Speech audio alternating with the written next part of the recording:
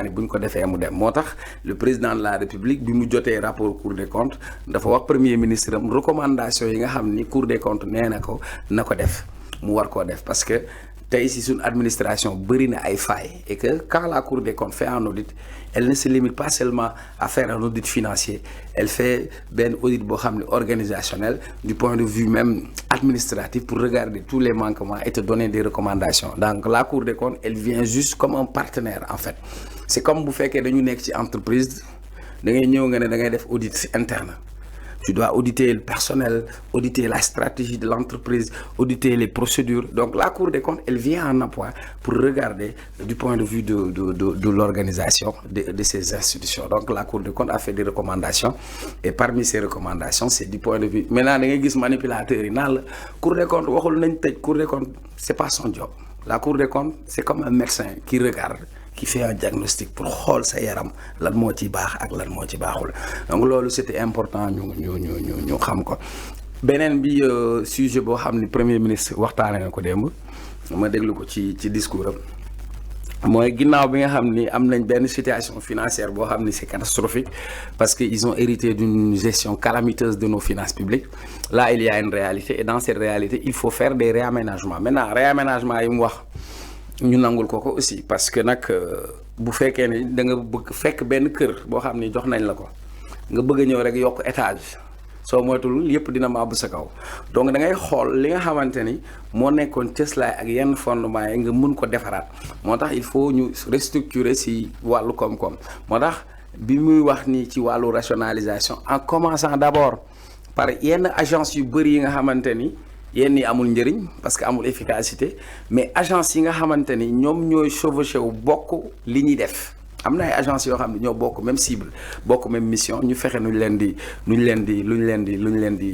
dajale donc loolu aussi bokk na ci ay réaménagement mais beneen bi li nga xamante ni moom moo jëm sur les dépenses publiques parce que am na ay dépenses yoo xam c'est des dépenses de privilège donc notamment wàññi le train de vie de l'État mais beneen bi sur les subventions sur la question de l'électricité man kenn du laal woyofal loolu moom na clair moom sama bakkan laay teg ci woyofal bi mais dañ ne électricité bi nga xam moo doon dem ci entreprise yu mag yi subvention bi ñu leen doon defal ñu wàññi ko mais waxuñu lu jëm sur les ménages beneen question bi nga xamante ni le premier ministre évoqué na ko mooy sur le front social c'est vrai que ils ont hérité quand même de plusieurs difficultés parce que dañoo fekk réew moo xam ni comme mag foo laal mu metti secteur yu bëri metti moo xam ci wàllu santé la moo xam ci wàllu éducation moo xam ci yeneen domaine maintenant woote dialogue pour def benn pacte ak syndicalistes yi parce que li mu wax aussi c'est raisonnable parce que bu fekkee say moyens doyul tu ne peux pas satisfaire tout le monde li nga mën mooy li nga xamante ni c'est raisonnable gouvernement bi mun ko def mu def ko moi je préfère mu nekk discours bu dëggantaan comme il l'a fait au lieu de faire des promesses politiques venir mettre les choses au point et sur la table pour dire aux syndicalistes vous avez le droit de demander vous avez le droit ngeen laaj seen ak parce que man mi nekkoon naa ko mais aussi vous avez le droit de comprendre et de savoir que état bi lii la mën te fexe ba état bi lu mu warloo ak syndicat yi mu di ko def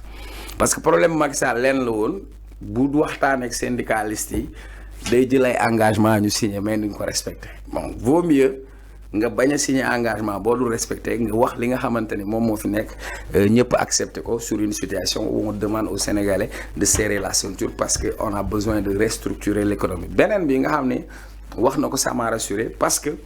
dafa am ay baat yu nit ñi doon wax naan waaw autarcie wàllu koom-koom bi ni jafe-jafe am na sax ay manipulateurs yi doon wax lool mais il est revenu pour dire que nekkuñu situation d'autarcie parce que nekkuñu ci situation d'austérité aussi nekkuñu ci situation d'austérité parce que quand on parle d'austérité économique mooy on diminue tout sur le plan économique on va se confronter à des difficultés mais il a dit que nous ne sommes pas dans une situation d'austérité nous sommes plutôt dans une situation où on va laisser le pays am une respiration économique activité économique yi continuer mais terewul yenn dépenses yi état bi doon def ci lu bëri ñu dindi ko parce que un état boo xamante ni en dépense ci carburant ci téléphone ci location d'immeuble ci ay centaines d'agences loolu mu arrêté ko beneen bi nga xam ne wax na ko ce que les gens ne remarquent pas mooy état bëri na ay charges de fonctionnement je vais essayer de m'expliciter parce que sur les charges mooy le budget de l'État dafa am lu ñuy wax fonctionnement am lu ñuy wax investissement mais tey soo xoolee li ëpp ci fonctionnement ci salaire yi lay dugg fonction publique moom moo yore personnel yëpp maintenant dans la fonction publique dafa am ñetti catégorie ñoo xam ne ñoo ci ëpp 55% de la fonction publique c'est des enseignants beneen nombre bi nga xam ne moo ëpp ci biir fonction publique mooy le personnel de santé beneen fonction bi nga xam ne moo ci topp mooy ñi nga xam ni ñooy force de défense et de sécurité moo xam police gendarmerie ñoo ñu ëpp ci ñetti catégorie yooyu kenn du laal seen salaire ñetti catégorie yooyu lépp gouvernement bi ne ñii dina leen permettre ñu mën a def ay recrutement donc permettre de recruter des enseignants, de recruter du personnel de santé, permettre de recruter des personnes pour la défense et la sécurité. Mais il y a un secteur, on ne va pas faire de recrutement, mais faire des redéploiements. Ça veut dire que le secteur, au lieu de recruter, on a besoin de te mettre dans un autre secteur pour rationaliser les dépenses publiques. Donc c'est ce qui est ressorti hier de sa confrontation avec les parlementaires.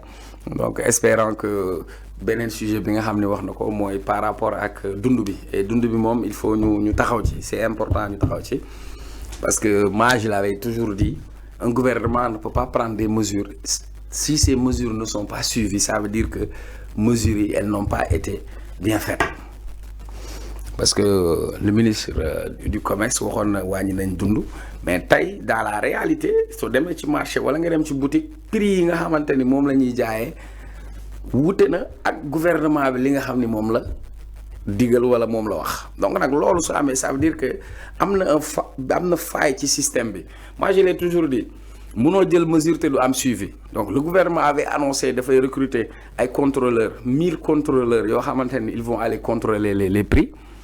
mais c'est pas effectif beneen bi li ñuy wax am na loo xam ne c'est des mesures à court terme am yoo xam ne à moyen terme am yoo xam ne dans le long terme maintenant dans le long terme gouvernement bi nee na dina defar ay boutiques comme Sonadis 10 000 boutiques mais loolu eggaguñ ci am na une réalité boo xam ne mu ngi ñëw weeru koor gaa ngi nii man damaa ragal koor xaw ma ndax une semaine moo ci des mais da ngay seetlu yenn commerçant sénégalais dañuy denc seen suukar denc yenn produits de grande consommation des produits de nécessité su ko defee su manqué sur le marché prix bi yokk donc ñoom xam nañ yan levier la ñuy def pour faire de l'inflation maintenant ça il faut que état bi am fulla am autorité ba régler prix yi parce que moi l'autre jour j'ai acheté 5 litres d'huile 6500 saaku ceeb 24000 état bi su ñëwee ne wàññi na mais wàññi bi du def effet parce que tout simplement du warul yam rek ci jël mesure dañu war a def des suivis et moi je le dis Sonko ak Diomaye amuñu opposition mais seen opposition principale mooy dundu sénégalais mooy lekk naan courant bi woyofat bi diis gann yooyu loolu mooy les questions sociales yoo xam ni gouvernement bi la ci war a taxaw beneen bi xam nga ñun ñëpp on a constaté que réew moo xam ne li muy dundee bitim réew lay jógee pour mu mun ko contrôler jafe-jafe lay nekk am na foo xam ni nag foofu la ñu war a dem te comme egg guñ fa fi ñu war a egg mooy ñu fexe ba am nañ suuf ñuy bay di transformer am ay usines mën a maîtriser lu ñuy consommer comme li Thomas Sankara doon wax consommer ce que nous produisons et produire ce que nous consommons mais comme eggaguñ foofu ci jamono bi il faut que état bi jël ay solutions les plus rapidement possible c'est urgent parce que pour man c'est important état am na ay leviers yu mën a activer par exemple je vous donne juste un exemple fiscal sur certains produits de grande consommation et de nécessité état bi mën na fa wàññi ay taxam comme ça mu impacter sur le prix je m'explique par exemple quand tu dis nit ñi dañuy consommer ceeb nga ñëw taxe bi nga defoon ci ceeb boo ko dindee dina interférer ci prix bi ba pare nga def le contrôle meew bi nga def noonu suukar bi nga def noonu si yenn produit yi xam ni mooy produit de nécessité parce que weeru koor gaa ngi ñëw et puis tey si tu ne contrôles pas le marché tu ne maîtrises pas le marché tu ne te donnes pas les moyens de maîtriser le marché il y aura une inflation sur les prix et quand tu ne vas pas contrôler les prix ça va impacter sur le panier de la ménagère d'autant plus que du point de vue économique est-ce que le pouvoir d'achat est là parce que ñaari yooyu moo mën a am nit ñi seen poos duun fees loo leen jaayee ñu jëndee ko mais comme poos yi duunul duun boobu il faut que ci prix yi ñu réguler ko et pour réguler ko il faut que état bi am ay mesures fortes mu mun ko def parce que pour man loolu urgence la boo xamante ni je demande au premier ministre à son ministre du commerce de se concerter le plus rapidement possible pour ñu def ay levier wàññi dund bi ñëwoon nañ nee nañ wàññi woon nañ dund bi mais dund bi wàññeekuwul lu tax parce que tout simplement il n'y a pas eu de suivi. On peut prendre des mesures, mais quand on prend des mesures, il faut les appliquer à la lettre. Et pour les appliquer à la lettre, il faut un suivi, mettre en place un dispositif de contrôle et même de sanctions s'il le faut. C'est-à-dire bu état fixé ay prix commerçant bi ñëw jaayee ko benn njëg nañu arrêté commerçant bi facturer ko 1 million par exemple bu subaa dootul jaay njëg boobu il faut ñu def ay amende forte def si ay suivi. Donc loolu benn sujet la boo xam ni waxtaane nañ ko man nag dama ko ci dollil parce que nit moom bu dee jàpp nga ni war nga leen dimbali da leen di wax li nga xam ni mooy dëgg ñu xam ko beneen réalité bi il faut ñu jóg ci wàllu location bi parce que location mu ngi rey sénégalais.